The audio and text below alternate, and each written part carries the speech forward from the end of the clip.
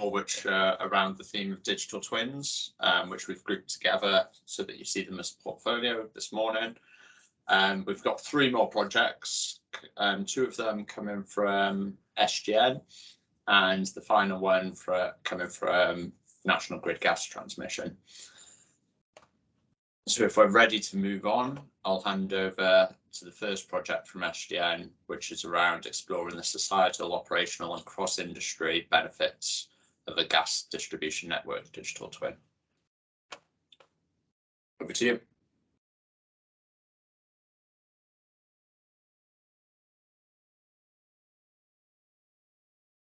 Yeah, good morning all. Can we go next slide, please?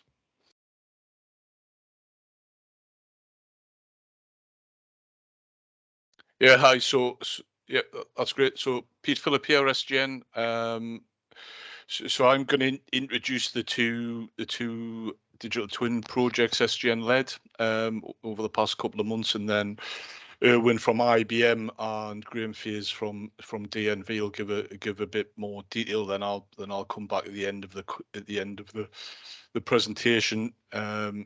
Just to give a bit of an update on the alpha phase proposal. And we've also got Tharoon from AWS who will join us for the Q&A at the end.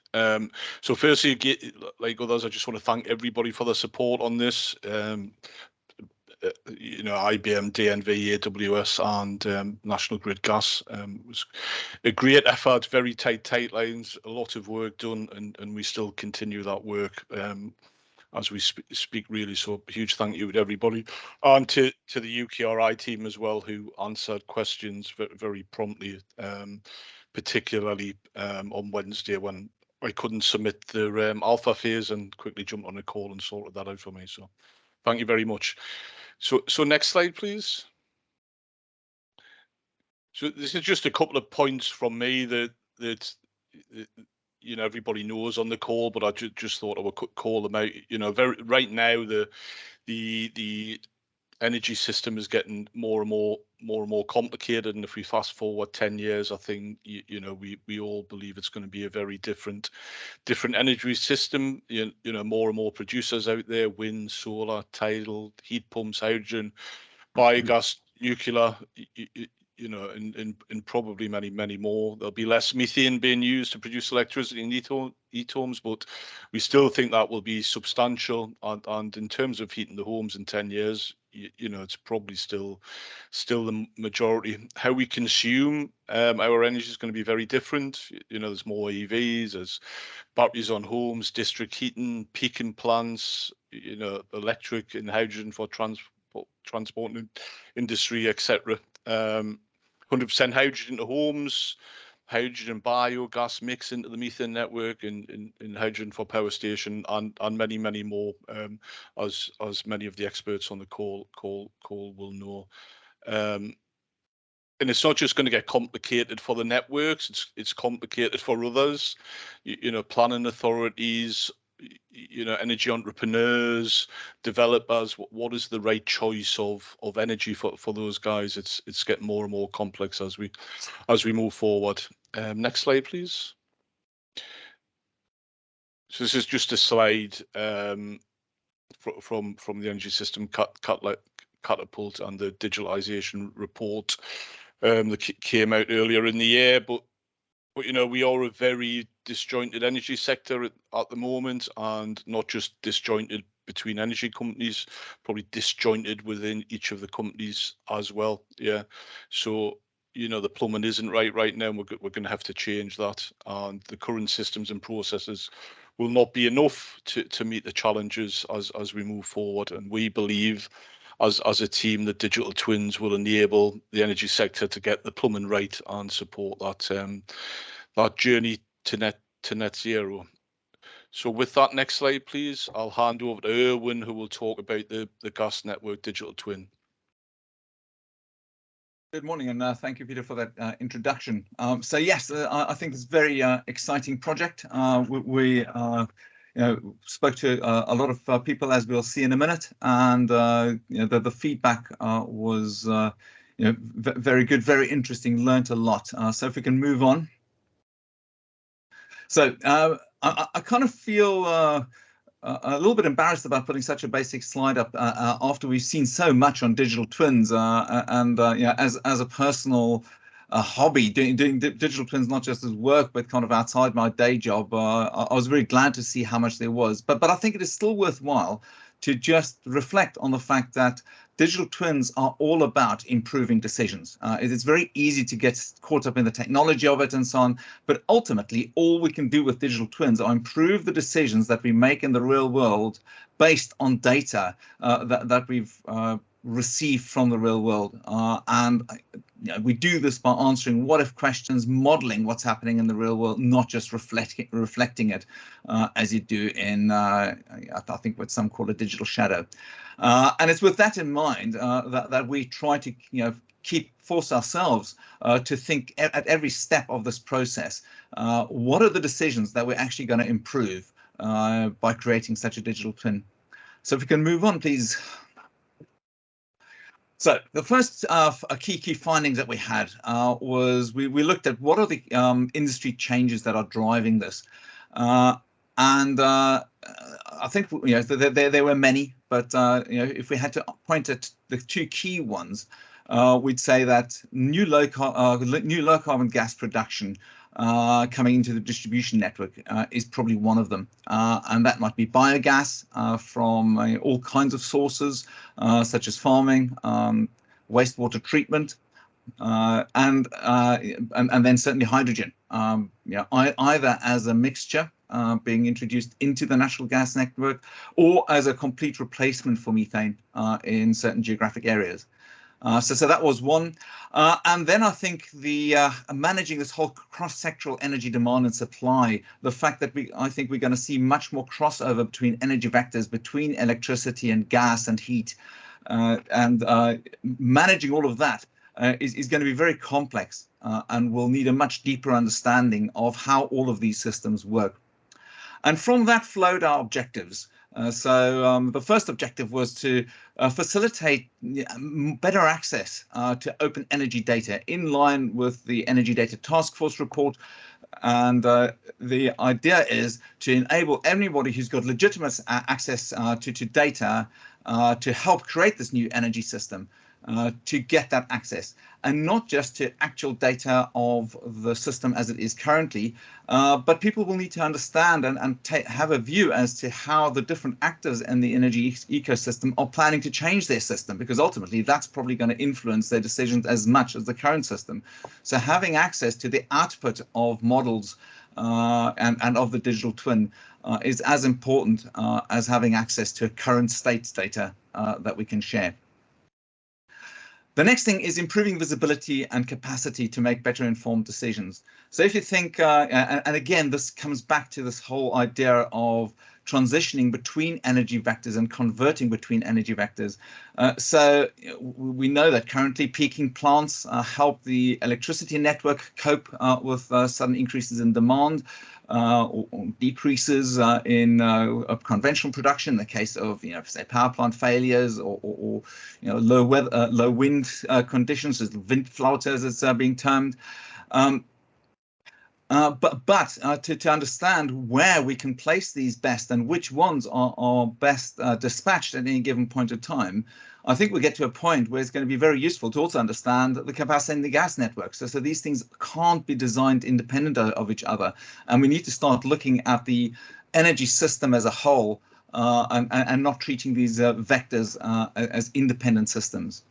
And therefore connecting these different systems and the data that underpins them is going to be key to meeting our objectives in this energy transition, in our drive to net zero and sustainability in general. And that brings me to the last point, which is don't worry about it, which is that we saw everybody is building and thinking about digital twins, and not only do we need to connect at a data level, we'll need to connect these digital twins up to each other so that we can share kind of what if scenario simulations and even do joint what if scenario simulations across the industry. We can move on now.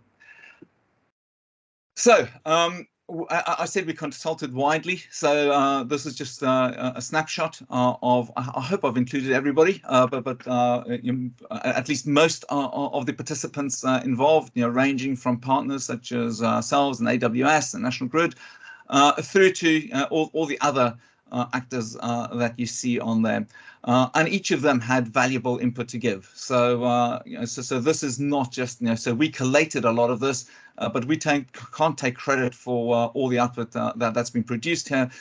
This was a team effort by all of those. We're very grateful for the time that all of the organizations and individuals gave up to help us in this project, in this discovery phase, to shape it and to shape the alpha phase submission as we have done.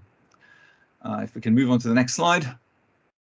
So we ran, so the culmination of a lot of this was a 3-day workshop that we ran in London, where we looked at the system as a whole, looked where it interfaces with other systems, and added to this diagram in real time as we interviewed different people either, and it was a really good example of hybrid meetings. So a few of us were in the room and we interviewed people over video link, and I think all participants will agree that that worked actually rather well.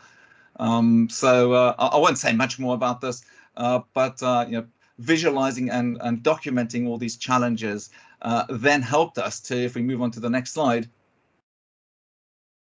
I identify 3 personas. So we tried to make this a little bit more personal. So we had Barbara, low pressure network planner and modeler, and I won't go through these in detail. You can read that on your own.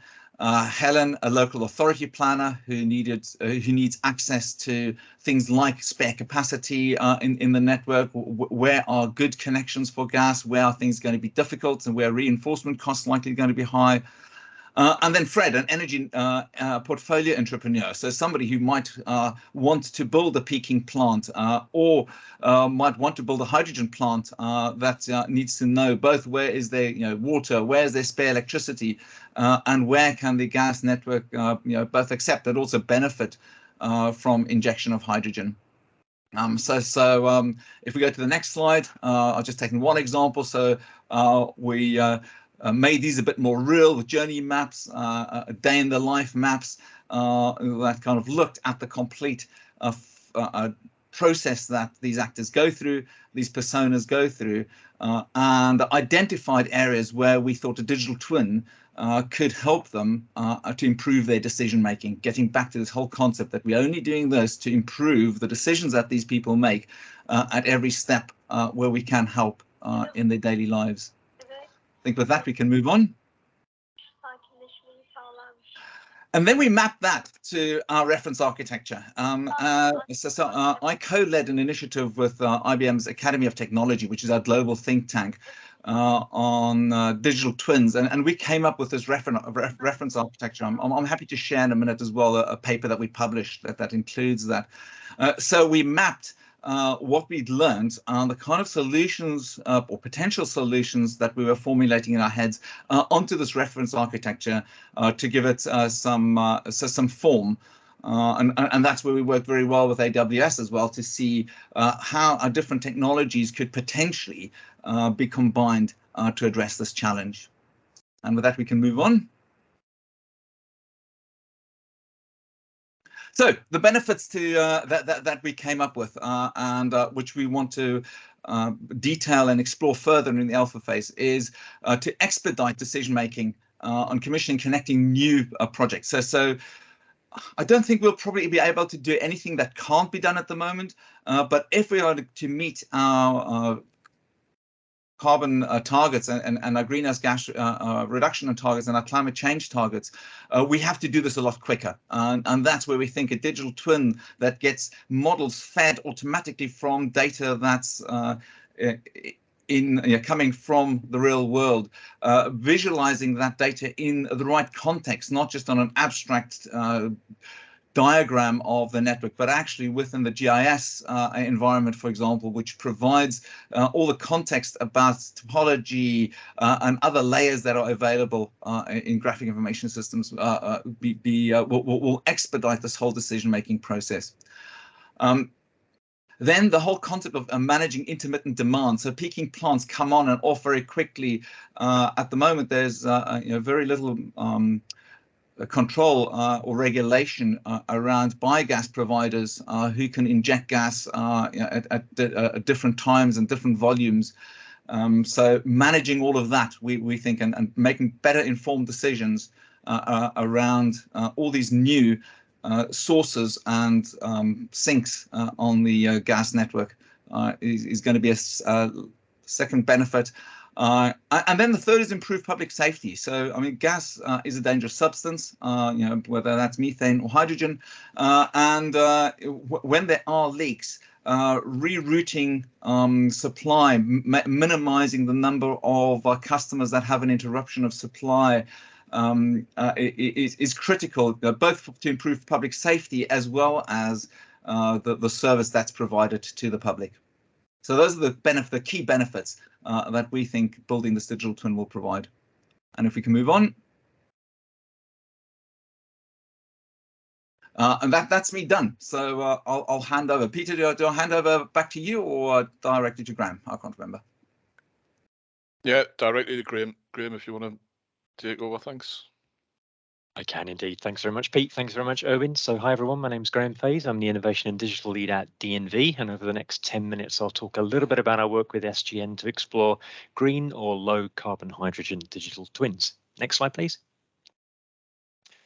So very brief reintroduction to DNV. We're an independent assurance and risk management company who recently developed methodology for the qualification and assurance of digital twins within the energy industry. And we've been working with SGN, AWS and National Grid Gas Transmission this past 2 months, exploring how a digital twin of a green hydrogen production facility can add critical and valuable insight.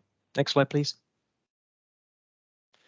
So I'll start by providing a short overview of our project, starting with the actual concept and use case itself. So as many of you will know, green hydrogen is seen as one of the key technologies on the road to decarbonisation.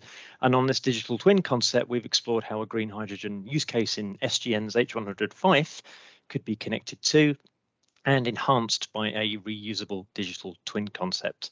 So before I get to the digital part, it's worth giving a very brief overview of H100 for those who are not aware. So it's a world first low carbon hydrogen to homes network that will demonstrate 100% green hydrogen heating in homes for the first time. And the demonstration network will be built alongside that in Fife in Scotland and delivered by SGN, bringing low carbon hydrogen heating and cooking to around 300 homes. And the project very much aiming to provide compelling evidence of hydrogen's performance in a real-world domestic setting. Next slide, please. So our hydrogen production digital twin project effectively aims to build a digital replica of a hydrogen production facility. And our initial discovery phase aimed to explore the commercial, the societal and operational benefits of low carbon hydrogen digital twins, both on our use case, but very importantly and much more broadly via future production concepts also. Next slide, please. So let's move to the discovery phase outputs itself. And on this side, you'll see the production value chain. So starting from the bottom left-hand corner, electricity will be generated from an offshore wind turbine. That'll be used to power the electrolysis process, where water will be separated into its elements to generate hydrogen and oxygen gas. The hydrogen will then be stored in a number of purpose-built tanks with enough hydrogen stored to meet demand, and then transported to those real opted-in homes with actual hydrogen appliances through a new parallel distribution network. Next slide, please. So what was key for us on this project was really to test the market and ultimately the business benefits of building a digital twin of a hydrogen production facility. And that ranged from how such a solution can support an emerging hydrogen economy, how it can support government ambitions, and perhaps the point that will resonate most with the community on this call, how it will interact with the electricity system, the water utility, transport, industry, consumer, and of course the gas network in a connected fashion. So we spent a lot of time connecting with a broad cross-section of stakeholders across both the energy sector and beyond. Next slide, please.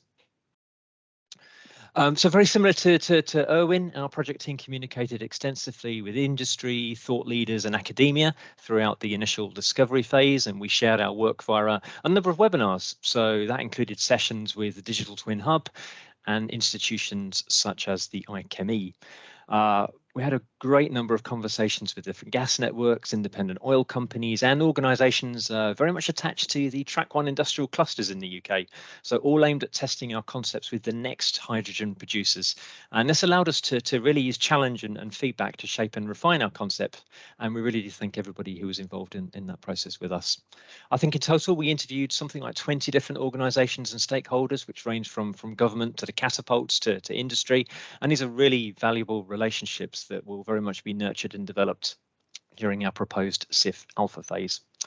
We also participated in a number of cross-SIF project information sharing sessions with concepts including other projects led by SGN, National Grid Gas, the ESO and SPT. And this has allowed both our project and others to ensure alignment, avoid overlap, and of course avoid duplication.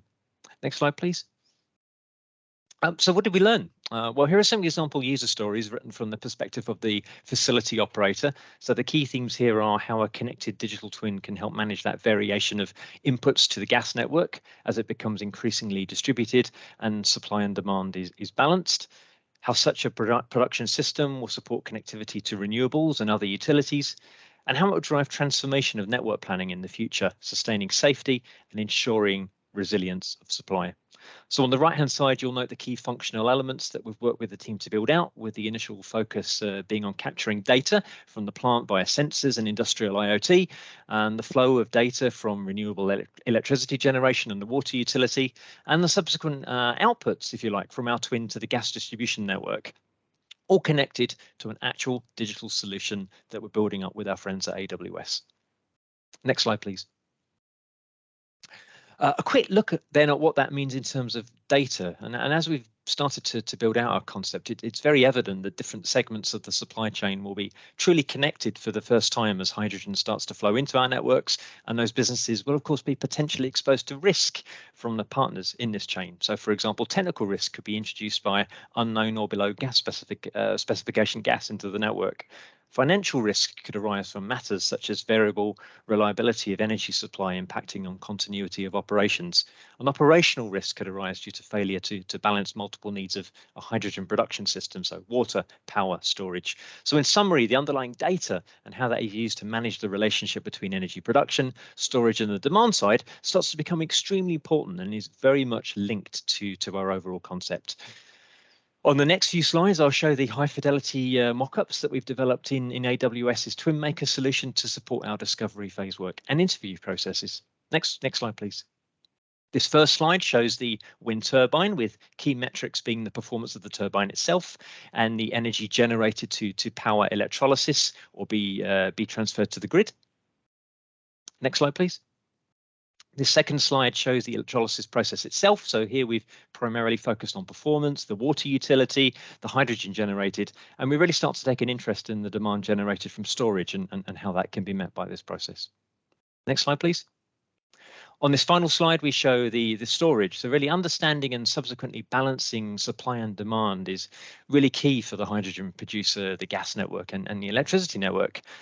And really key risks that our solution can help mitigate include the inability to understand the consequence of production failure, the inability to understand what is, what will, or what might happen on a future network, or the inability to understand the complex demands based upon a future hydrogen production system. Next slide, please. You know, we all know that the energy industry will undergo major changes as we strive for net zero. Peter's already reiterated that. And it's this move to a more decentralized energy system across many of our geographies, which will create more complex energy flows.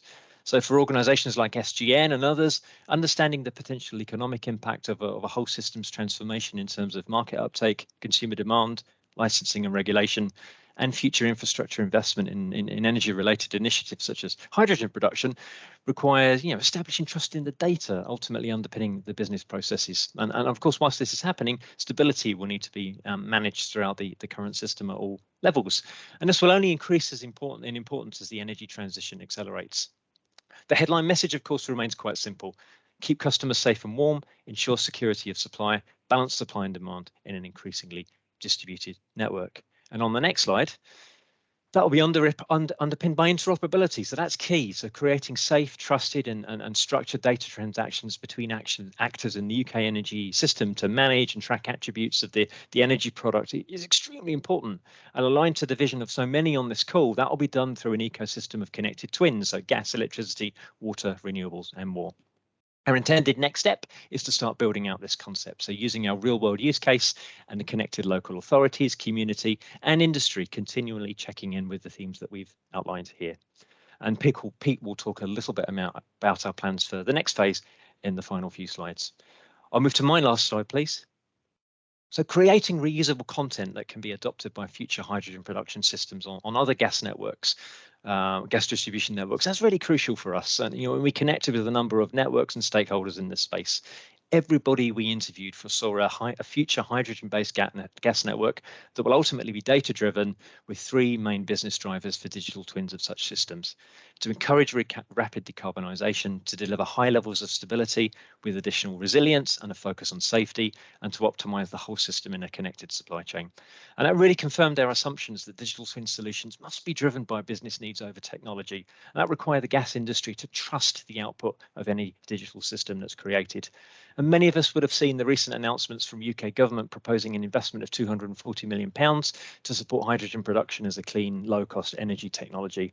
And using digital twins and their data to manage the relationship between energy storage and energy demand will be an essential part of a system's deployment. So really, we believe our project has never been more relevant to ensure maximum value of a systems approach. We specifically focused on the value creation across the entire production value chain. We're aware a UK-wide hydrogen economy could be worth up to about £900 million by 2030. So the insights from digital twins, such as ours, will be a crucial enabler for this. And when we just drafted our discovery proposal in 2021, it was stated at the time that by 2030, the UK would develop its capabilities for producing hydrogen to hit a target of 5 gigawatts of production.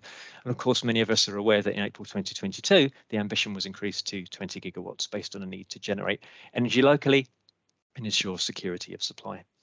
And ultimately, people are key to all of this. So whilst digital twins have proved their huge potential for simplifying, organising and improving management processes, it has become clear in our interviews that success depends on the organisational maturity and the capabilities of the energy workforce to change the way that they work and develop alongside implementation of such digital twins. So augmentation is key, as is knowledge of the domain itself, and that will require a reasonably urgent focus on installing data quality best practices and data governance, and it will require us to trust the output of any digital system for decision making.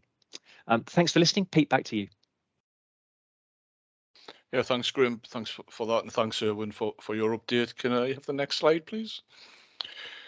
So just quickly, just to touch on the alpha phase and what's gone into the proposal that was submitted on Wednesday. So the proposal is to merge both of these projects now into one project. So that being the gas system of the future, digital twin, and that's what is in the alpha phase.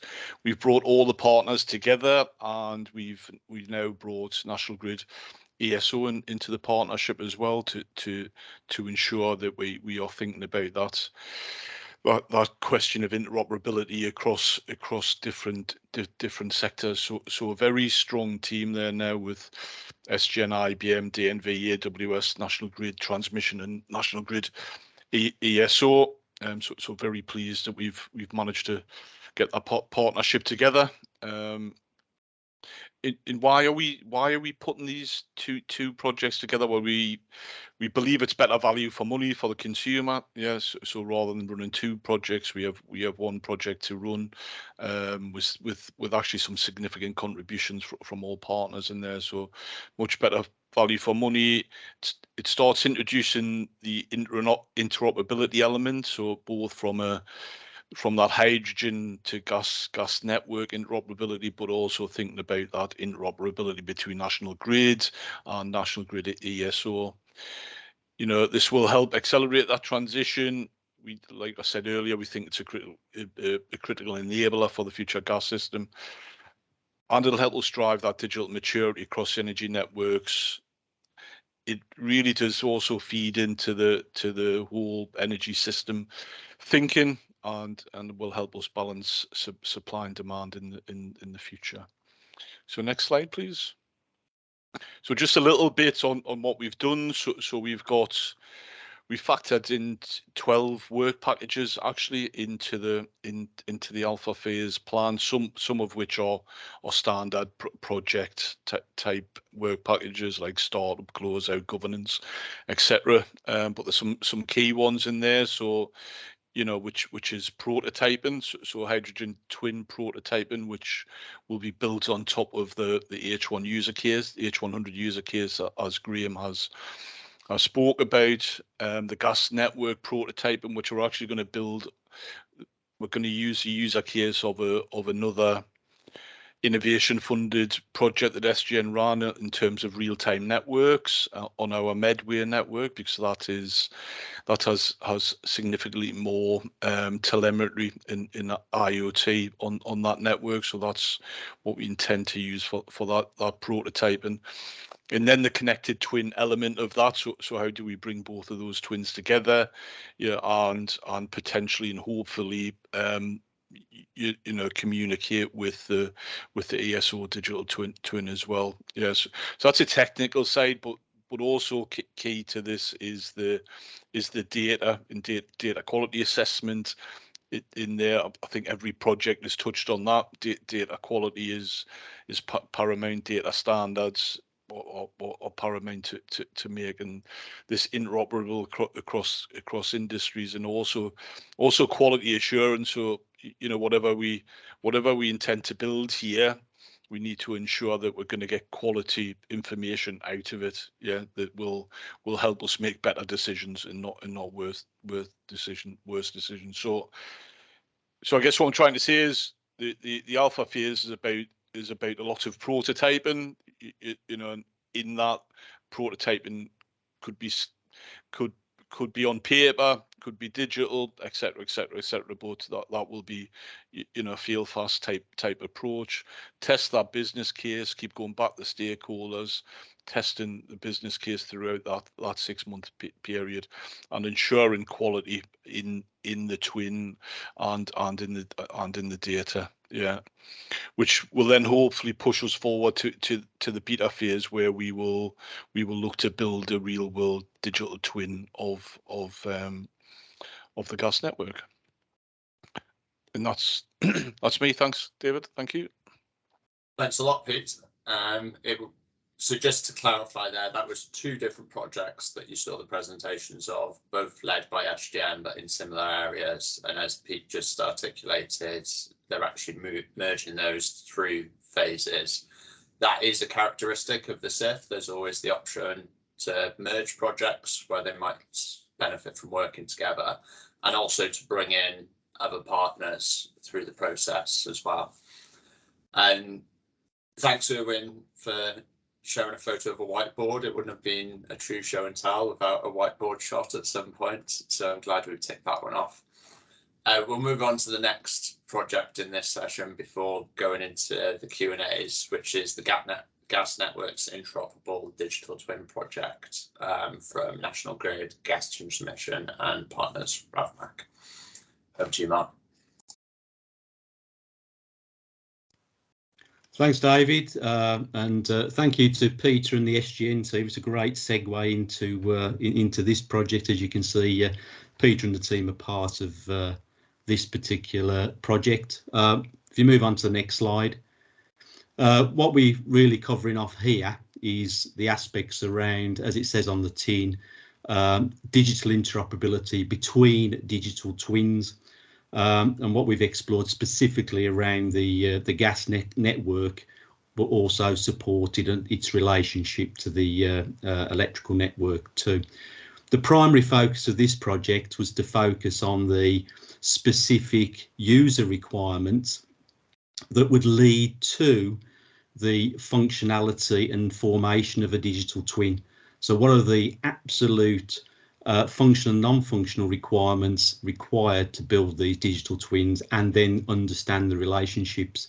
So the objectives of the project was to identify the data strategy, the interoperability needs in their fullest extent at an enterprise level, not just at a data level, whether it's at a policy level, at a strategic level, operations, or human in the loop level, as human-centric level, to allow us to transform the gas network and its stakeholders, allowing us to understand the information flows, and within this project identify where the value generation would be.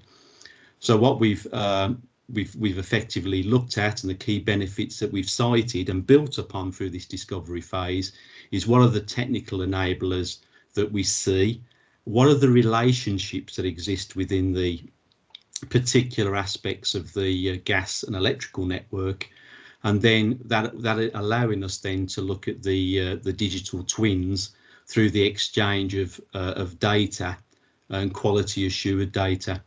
The consortia, as I said, Peter and the team were part of the team through National Grid's gas network. This is led by National Grid gas network, supported by National Grid ESO, and including the Northern Gas Network. So very much thanks, hopefully Tom's online in terms of the development of this output. And we're looking at core technologies. Clearly we're looking at digital twins. We're looking at how we use data, consume data, how we analyse data. And we've heard of a lot this morning around simulation and modelling. So we've talked to a lot of the adjacent projects such as Entwine, Common Information Framework, the virtual energy system, and obviously Peter and the team have brought their hydrogen network aspects into developing the information in the project. If we move on to the next slide. So really for the project overview, we're looking at the ability to accelerate the use of digital twins, to understand how we can gain efficiencies from them, both in terms of the operation and very much National Grid's ambition and the gas network to transition to a hydrogen network, and all the complexity, that further complexity that will bring. So what we recognise is, and as you've heard today, a great deal of activities going on externally in terms of digital twins, but also internally within the organisations to look at how they produce and provide functionality supported by the digital twin. So we need to understand and analyse current processes and future needs. So this presents a significant problem going forward. So what data is required? How can we share that efficiently? And how we can generate that value. So not generating data for the sake of generating data, but making sure we can understand where the value is being generated. And that's where we focused on the requirements for this particular project. So as we currently are, there's been the sort of discovery and building on the problem statement in terms of the there's little consideration to date, and we've seen some good steps forward this morning of the overall energy networks interoperability and cooperation. And this is really compounded by the existing lack of digital interoperability, not only to build a digital twin, but even in the current operations.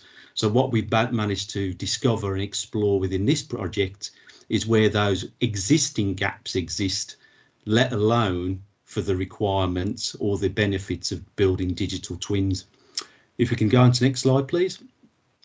So the activities we've taken over the last 8 weeks, very much supported by the overall partnership. We've gone through a very rigorous and detailed approach of capturing user requirements through iterative interviews with the partners. And I think it's fair to say that one of the things that we identified in the first instance was probably a shortfall in that information as a group, but it took us through a steep learning curve of how these organisations interacted, both currently and particularly the advent of hydrogen, how future use cases would bring significant benefits into the operation and efficiency. And what we've effectively done is we've analysed those use cases constructed benefits map and impact analysis for each of those going forward.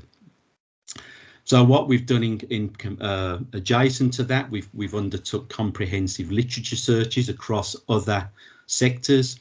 So sectors such as the health service in terms of activities that they are looking at to digitalise their operations. We've looked at HS2 in terms of their digital roadmaps, and we've looked at National Rail, so Network Rail, in terms of the activities there too. And what we've been able to do is construct through that research and identify target use cases that we can cite. But we've also examined a really important part of this is where we talked heavily today around data and data exchange and information, particularly around the human side and how the human system interface or interoperability will occur. And that's become a major play within this particular project and real discovery that we've made. So we've looked at alternative approaches to address certain aspects of the challenges in terms of interoperability. Through the literary reviews, we've looked at, as I've said, different industrial sectors. We've benchmarked these sectors to understand the good, bad and the indifferent, to see where lessons learned have been made. And we started to look at the standards landscape, both in terms of adjacent sectors, the electrical sector and also gas, and made quite a clear observation. This is a significant shortfall within the overall digital landscape, particularly in the gas network. The cybersecurity aspects we've looked at, and we were supported by Cranfield University that done a specific piece of work around cybersecurity and the threat caused by the proliferation of digital twins, if not correctly instituted, and the solution platforms that we could consider as a way forward. I know that the original directive was to keep a look at open source networks and try to keep it fairly universal in terms of the applications, but drive down the requirements. So really focus on the requirements, then we can actually be a informed customer for the systems that need to be provided. And as I've said to before, we've reviewed the adjacent SIF projects across the digital twins and data and digitalisation projects that are running in the SIF. So what we've done then is moved on to the ways of demonstrating it within the alpha phase.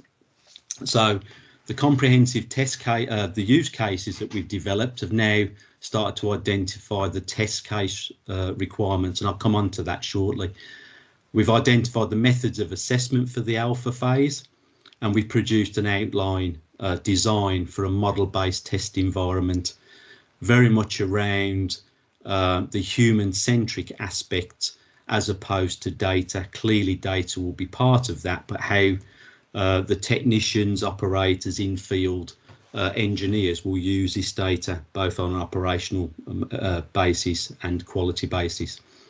And then we've also looked at the transition pathway of how we move this forward. How do we take all this learning to look at in-field application, and particularly around the hydrogen network? So using surrogate data off those networks and starting to build in some of the interoperability challenges around, particularly around the human aspects. Okay, next slide.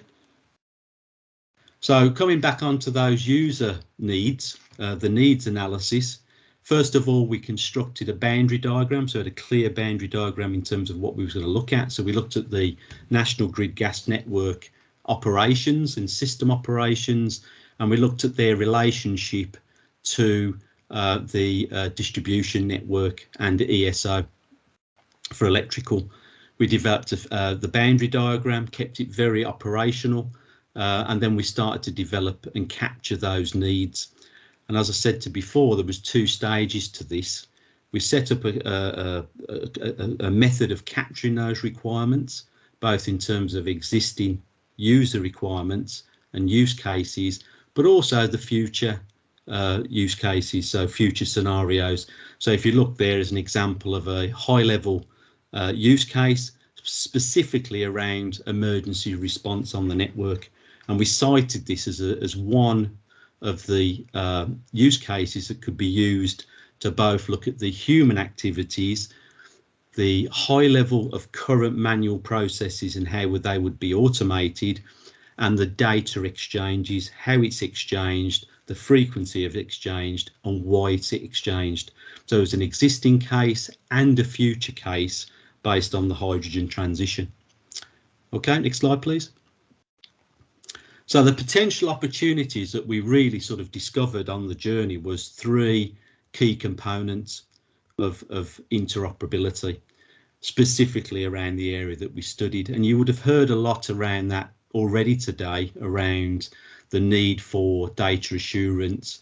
And what we define this as really around a common language, a common data governance in terms of the classification relationship of the data streams, clear meaning and understanding to contextualize that data, and very much considering that moving forward there will be a significant more number of new collaborators, as even Peter alluded to as in the previous statement, where we've got new energy generators, new relationships between green energy providers, as well as storage mediums for hydrogen and also subsequent sort of energy generation.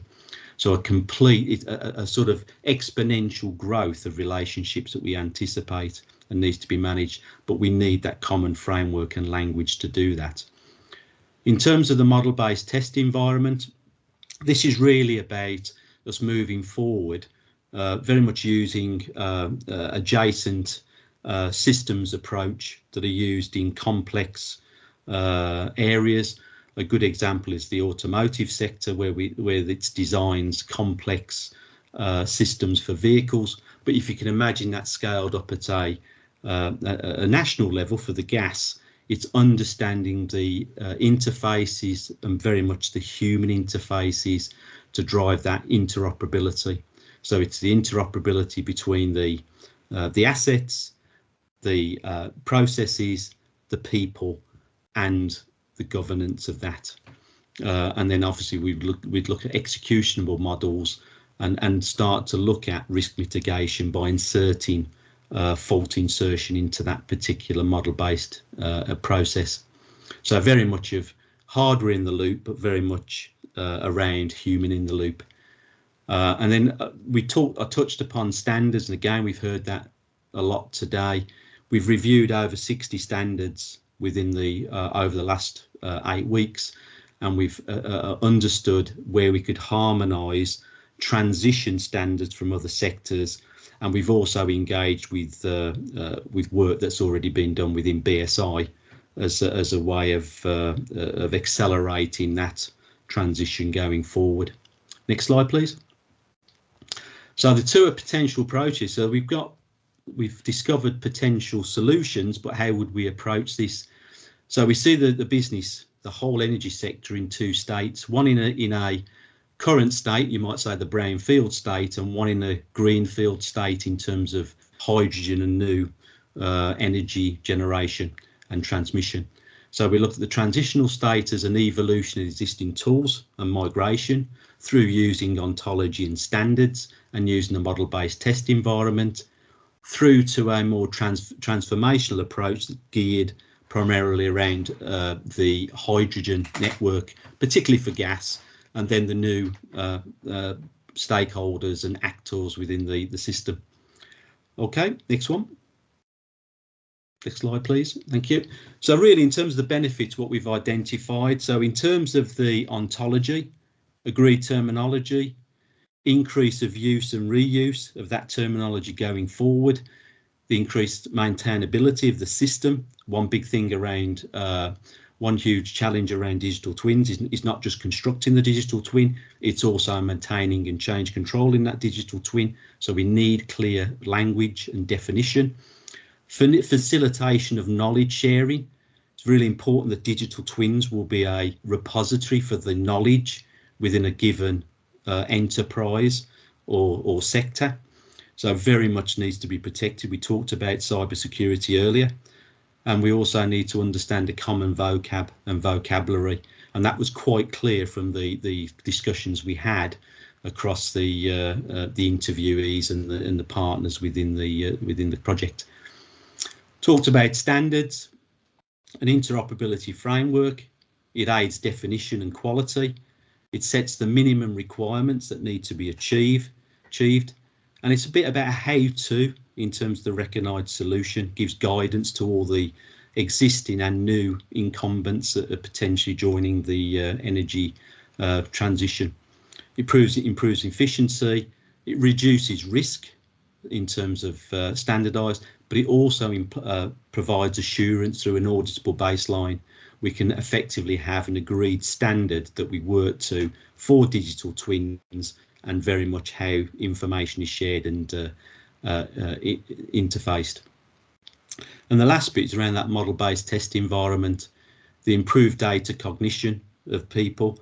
The one thing that was probably an insight for us from a RAVMAC point of view was the still an extensive operation of manual processes, manual information held on paper and in other systems. So this needs to be understood, and very much the new world in digital twins, how is that consumed, and how we bring those skills and competencies up, and how we continue to validate and verify that methodology in terms of how we grow our capabilities and identify new use cases and subsequently test cases. So moving on to the next slide. So looking ahead, this is where we've moved to. So around the ontology, we're very much cognizant of the fact that the data and digitalisation steering group are looking around data interoperability, and they've got a live work stream about to start. So what we anticipate is sharing our findings from our comprehensive report into that. Around standards, we see the opportunity to then deep dive onto this. We don't see this going forward as an alpha phase. We believe this needs to be drawn out as a separate piece of work around standards, and understand how we demonstrate and articulate and gather requirements from the wider audience and transition adjacent sector knowledge in. And the model-based test environment is what we would put forward as a future SIF alpha phase. We haven't gone in for this particular second round of the phase. We believe there's more work to do. It's been a very constructive discovery phase, and we believe this is something we should continue at a more detailed level to develop in a laboratory environment how we develop the capabilities to understand and construct the activities and environment for a human in the loop test environment. Okay, next. Okay, so our dissemination at the 8 weeks. We've got a very comprehensive report that's been done, over 75 pages in terms of the approach, the literature searches, the research, and also the standards. So we said we've reviewed over 60 standards. We've developed over 25 use cases at a detailed level that can be used within the model-based environments, both in terms of current and future.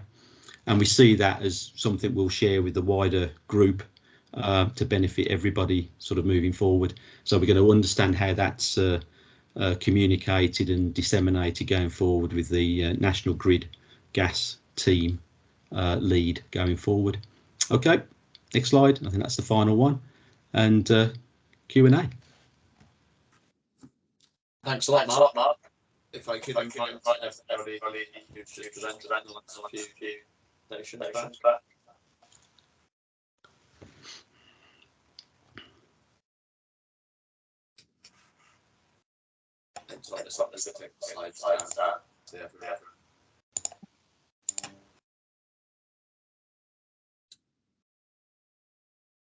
Great, thanks. We've got a couple of questions in the chat, so we'll start with them before moving on to a wider discussion. Cara's asking for all of you, how are you upskilling your people to understand more about digital twins and to start to build trust in them? Do you anticipate that there will be training needs arising from digital twin developments? Yeah, I can go on that. Yeah, I think probably three elements there from my point of view. So there's first is definite need to get the business to understand what we mean by a digital twin, and we've started that work and we are engaging with that, and part of the alpha will continue to do that, because there's a very, we will talk to people within our business and talk about digital twin, and they will say, we have a digital twin, it's fine, we don't need anything else. I've got SCADA. Well, of course, SCADA is not a digital twin, it is a control system, yeah, and it's very siloed. So there's some education there needed in terms of what we mean by a digital twin. And as everybody said, data is key to digital twin as well. Yes, so we are building our data assurance and data maturity capabilities within SGN. Yeah, that is on our critical path. So we're building those teams and that maturity in data, because without that, the digital twin will never work. And then the last bit is around the technology, right? Which is a different question. So in the alpha phase, we're using quite a few different technologies. We're using GIS technology, we're using twin maker technology in the AWS. So they will all bring with them different skills that will be needed in the future, and we may bring that into SGN in teach and train people in that, or we may use partners such as AWS, IBM to give us that service. Yeah. Anything to add from Graham or Erwin?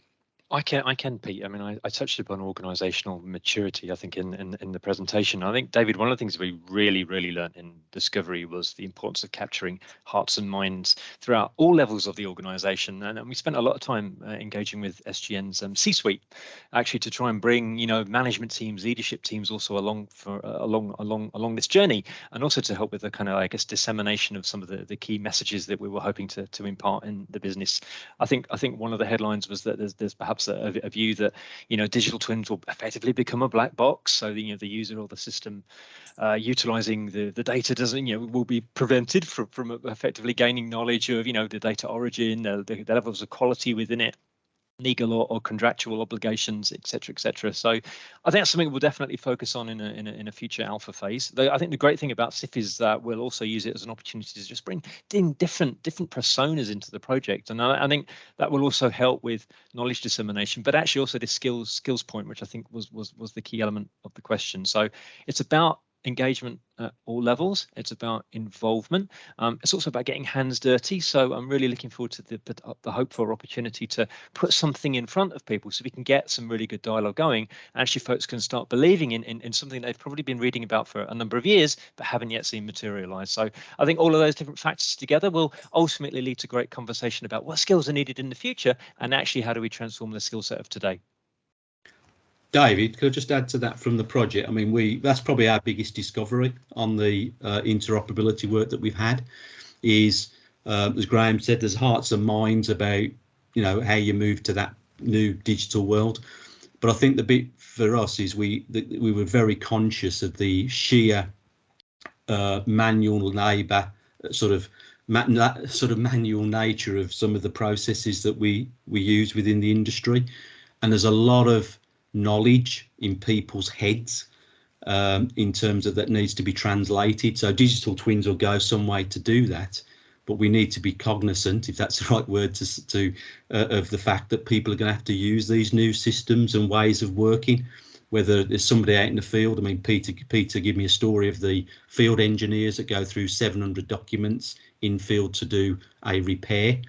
There's certain things that we need to look at and say, well, what data do we need to provide? How do we access it, and how do we improve, let's say, more decision-free environments using digital twins as a means of doing that?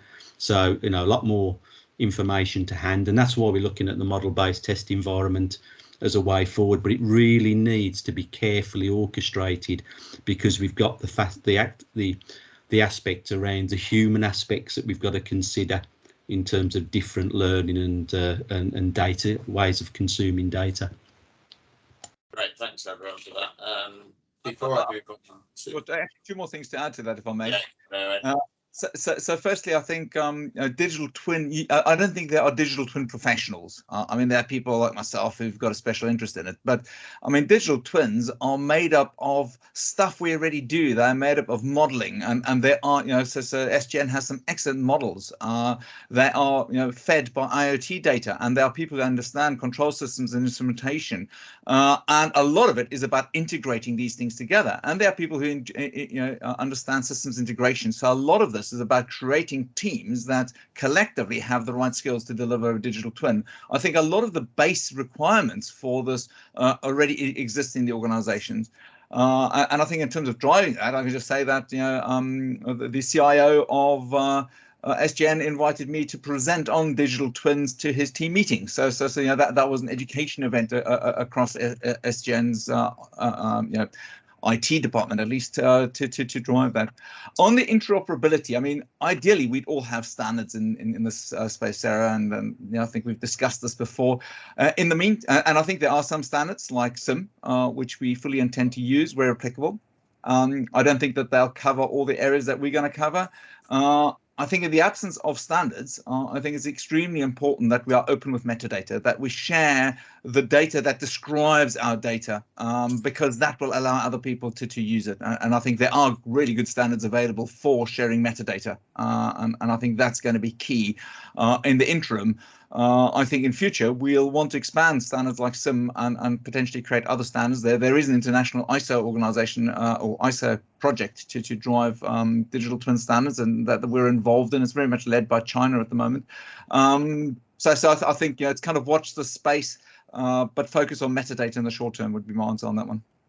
It sounds like you're leaning towards adopting wider standards rather than developing one for UK energy systems itself then, anyway.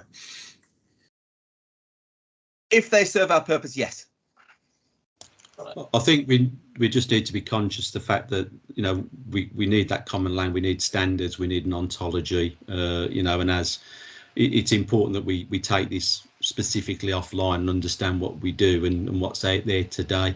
There's not a silver bullet out there from what we could see from the in-depth work we've undertaken both in this project or for the work we supported in BSI. So there is an important piece of work that we collectively need to develop for the use across both certainly the gas and electrical networks, because there's going to be a lot of new incumbents coming in and they need to understand what the standards of modus operandi are, and I think that's really important.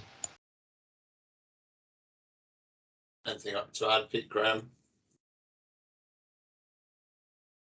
No, nothing from me, Dave. Thanks. No, not from me, David. So I've got one for you, Graham, specifically on the hydrogen production facility. So it feels to me like the sort of digital twin requirements for that facility wouldn't end up being SGN's responsibility as business as usual. But you mentioned at the moment how there's not a lot of regulation over some people injecting gases into the network anyway. Is it that an output would ultimately be some sort of standard or even a regulatory requirement for production facilities to adhere to? I mean, it could very well be, David. To be honest with you, about 3 weeks into our project, we made a conscious decision to talk to oil companies. I referenced that in my presentation, which of course isn't a utility network for that very reason. Who's actually going to be operating these types of facilities in the future? Who's going to be building these facilities in the future? What's the connectivity from those facilities going to be to industry, to a distribution network? I think we perhaps feel that the work that we'll undertake could be of interest to Ofgem to maybe aid with the development and emergence of a future system operator. It will definitely allow us to understand what the inputs will be in raw data terms to a network, to a cluster, to somebody else, and it will definitely allow us to understand what's the handoff and interface going to be between network utilities such as water and electricity and broader connectivity to renewables, particularly as offshore generation increases. So I think we didn't necessarily expect to end up where we did. You know, we were very much focused, of course, on utility, but I think it's really interesting that we got opportunities to connect to IOCs and others, you know, not your typical personas in this space. And we really do feel that actually some of the outputs that we'll obtain in the alpha phase can help, certainly on the data front and the connected twin front, could help with things like FSO development. Great. I've got one final question for all of you, but it was good to see the approach of capturing user needs as personas, and I was wondering if you could just speak to the sort of process you went through to identifying your problem and really starting to humanize some of those, and whether you reaped any benefits compared to how you've done things previously as a result. Maybe one for Erwin. I'll start on that one. I was just going to make one more comment on the previous one, where I completely support Graham's view that I think we need to potentially take a fresh look at regulation. I mean, the one thing that we came up with, which is kind of similar to this, is should the ESO, when dispatching peaking plant, take available gas capacity at that point in time into account. I mean, currently, I don't think there's any regulatory mechanism for doing that. To the contrary, I suspect it would be against the current rules for them to do that. But I mean, if we have, you know, significant penetration of peaking plants in the gas network, and the gas network is under stress in certain areas, you know, wouldn't it, from a systems point of view, make sense to take that into account? So I think what these all of these projects are highlighting is that we may have to have another think about how our current regulation works. On the you know, how do we make this more personal and so on? So the process that we use is design thinking. We've got a process that's published actually now, IBM Design Thinking, but it's very much aligned to the design thinking that came out of the States in the 2010s, I think. We didn't follow the full process, to be fair. You know, in a time-limited project like a discovery phase, that's unfortunately not possible. But if you look into design thinking, there are a whole bunch of steps that you can go through, looking at the wants and needs of a person, looking at what a person says and does, but also about what they feel and think. So there's a well-structured approach to doing that, and I think we intend to do more of that as we go into alpha phase. So yes, so we're loosely follow design thinking process and intend to follow it slightly more closely as we go into the next phase. Brilliant, thank you. Just to add to that, Dave, getting people back in a room, right, around them whiteboards, yeah, and being able to do that in DNV's offices, in IBM's offices during this was that was half of the success. Actually, I don't think we would have achieved what we did had we had to try and follow that design thinking process on Teams. Yeah, would have been painful. So yeah, where we can, let's get people back in the room. Yeah. I noted you had a successful hybrid working session, which I must say, you've obviously discovered something that a lot of us haven't yet, to be able to do that. So it's difficult, Dave. Yeah, but it can be done. Awesome. So we'll have to wrap up there now, but thanks to everyone who's contributed through this session. We've got the next cohort of data and digitalisation projects this afternoon, which will really be focusing on assets monitoring and control systems. There is another set next Monday as well, so please do come along to them as well. The Data and Digitalisation Challenge was the most popular of the 4 round 1 challenges, so we did have really good representation across it, which is encouraging to see. It shows that the industry's shifting in its direction. Chris has just popped a couple of links for the other show and tells and for the SIF newsletter, so please sign up to those as well. We'll keep you informed, and thank you to all our projects who presented this morning. Good luck for those moving to alpha. Thanks, Dave. Cheers. Thanks for the opportunity. Bye. Thanks, David. Thank you. Thanks, guys. Cheers.